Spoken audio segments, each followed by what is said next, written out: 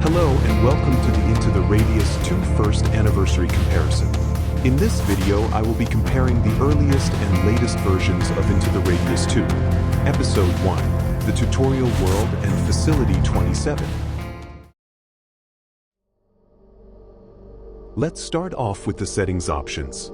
Most of them are the same, but some were changed and the height system was reworked.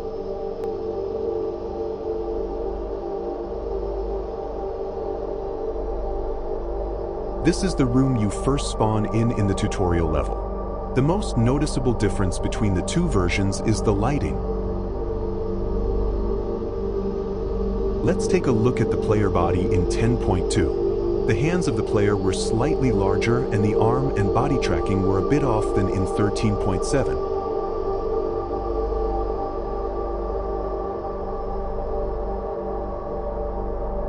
The main difference in these two versions is that in 13.7, the starting room has a lot of interactable objects that you can pick up and throw around.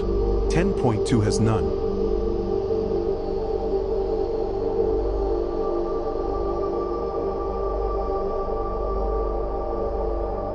I especially like the weird-looking teddy bear. I mean, like, look at it, that would give me nightmares as a kid. The hallway where you learn to sprint and jump remains relatively unchanged. Just lighting differences and removed wallpaper for some reason.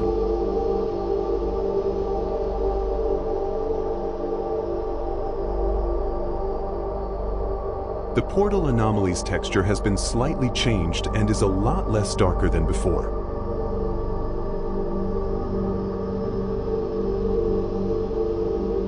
As you can see, those sand-looking piles in 10.2 have been replaced with those big ash mounds. They are very common to see in the Radius now. Also, the pocket lamp is a little darker. Now we get into some of the more noticeable changes. The part of the tutorial where you learn about your chest rig and items was significantly altered. In 10.2, we didn't have the modular system, so the vest was already pre-built, and all you had to do was put it on and take it off. There's also a nice table that the chest rig sits on.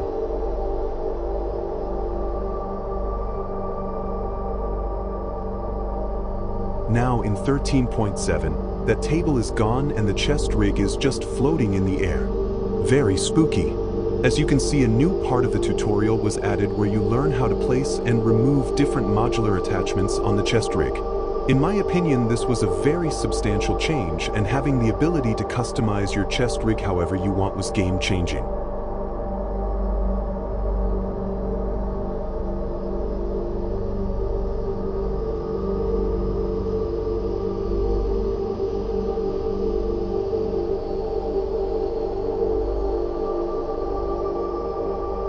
Now we head outside and see the Radius for the first time.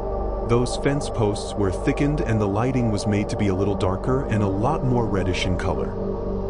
The part of the tutorial where you learn about probes and anomalies was also basically unchanged, but take a look at the probe feeder.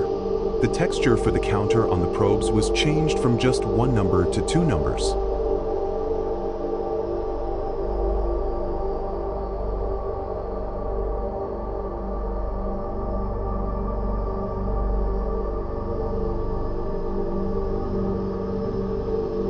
The part of the tutorial where you learn about your health and how to heal is completely unchanged, minus a couple of graphics.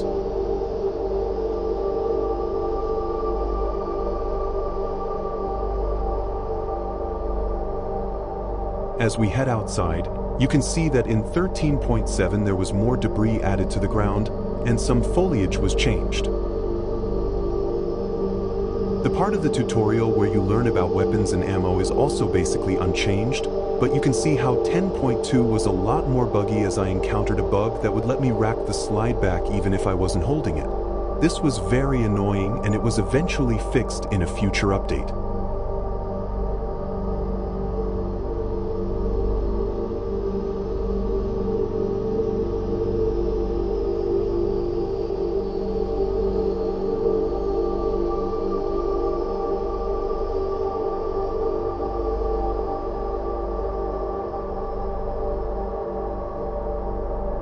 The info screens for weapons were also slightly altered with the newer updates.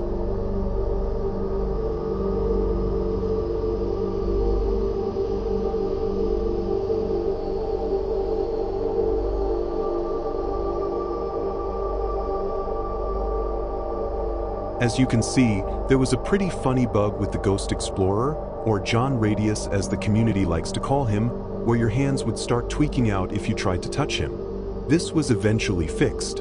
Another thing to notice is that the map actually showed the center of the radius as a location, which was interesting. This was, however, removed. Now we are outside of Facility 27, Explorer 73's home and prison. After 10.2, the location of the floating trees was moved more forward and a lot of new foliage was added. As you can see, the door that leads into Facility 27 in 10.2 was all shiny and clean, but it was made to look more worn and torn, and you can see rust on the bottom.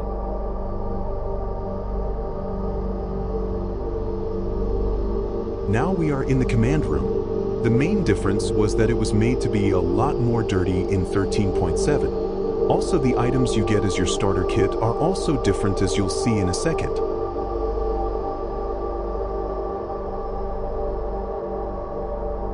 One thing they changed is that the artifact detector used to be locked to your right arm. You couldn't lose it or place anything else in that arm slot. This was changed soon after though, and it was a very good change. As you can see, the chest rig in 13.7 already came with magazines for your PM, a flashlight, and an emergency syringe. In 10.2, you had to place it all yourself. Also, the starter chest rig you got in 10.2 only had 2 magazine holders, and it was black in color.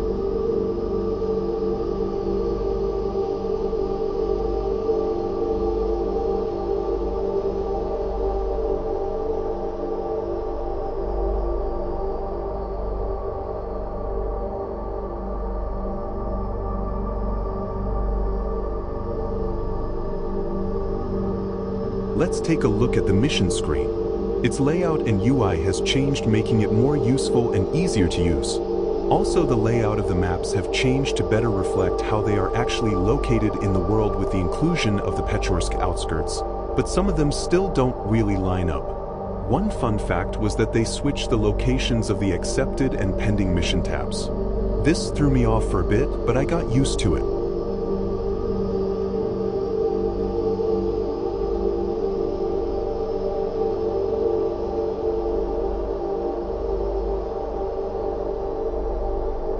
At this point, I had gone to complete the first mission, Explorer Probation, to unlock more of the facility, but we'll take a look at how that has changed in a later video. Now we will take a look at the rest of the base, starting with the facility map. Not much has changed on the map, but if you notice in 10.2, a small part of the text at the bottom was hidden, but in 13.7 we can see and read the full text, which reveals some cool lore about the UNPSC facility. Now we are going to move into the dormitory. The first thing you will notice is that, once again, the 10.2 dormitory feels too clean. The 13.7 dormitory, however, is a lot more dirty. There's also a vise that you can use to clean your weapon. This was not in the first version and came in a later update.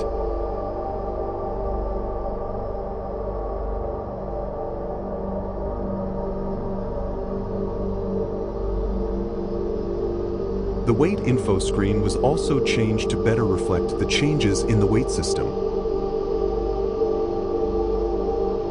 Did you see that black mannequin? That was originally a visual bug in the first version. They are supposed to be gray. By far the greatest change made in the dormitory was the ability to close and open the fridge. Thank goodness for this wonderful feature. The food in 10.2 didn't actually do anything. Hunger was added in the 0.11 update.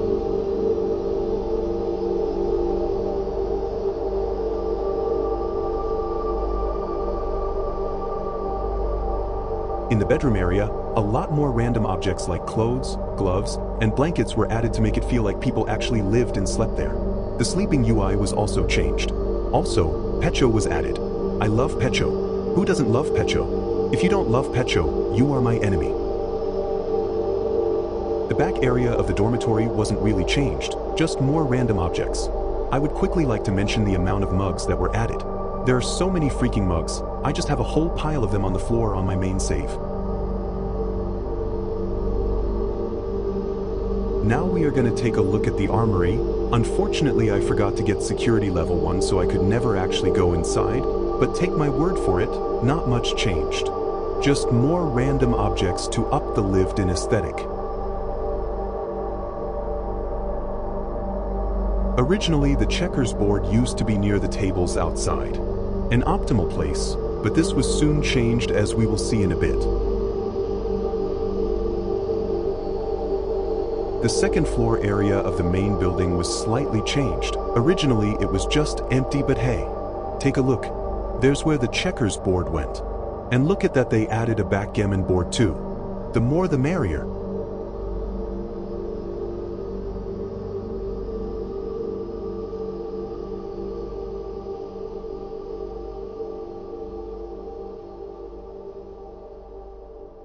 The exchange counter originally had 2 bins that you could use to sell your valuables. One for you and one for your fellow explorer. Now you both have to share one.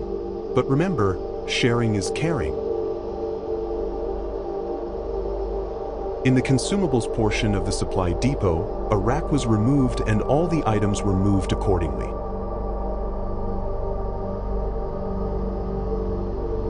Cool shop music was also added in a later update, but unfortunately you can't hear it because I'm not going to let you. Ah, just kidding, I'll let you hear it later. You can also mute it if you want to. A couple of these middle shelves that were in the first version of the game were removed and replaced with a couple tables and a rack of chest rigs, which you'll see in a second. Time for some fast facts about each caliber of weapon. The GSH was replaced with the Fort 17, but you can still find the GSH in the radius. Both long IZ shotguns were replaced with just one that you can modify. A bunch of new attachments were added. The original 9x39 weapon location was moved when the 5.56x45 weapons were added, and 2 new AKM variants were added to the 7.62x39 caliber. A couple new attachments and magazine options were also added to a bunch of different calibers. Also, a completely new wall was knocked down to introduce the 7.62x54 caliber of weapons. Hey, I found where that missing consumable rack went. It was repurposed to hold the 3 new armor plates. And look at this, the mannequins are wearing the new helmets added in 0.12. The entire back wall was changed to hold every single new modular attachment added in 0.13, and now the backpacks are on the left side wall. A bunch of different items like flashlights, detectors, and probes were moved to cubbies in the wall.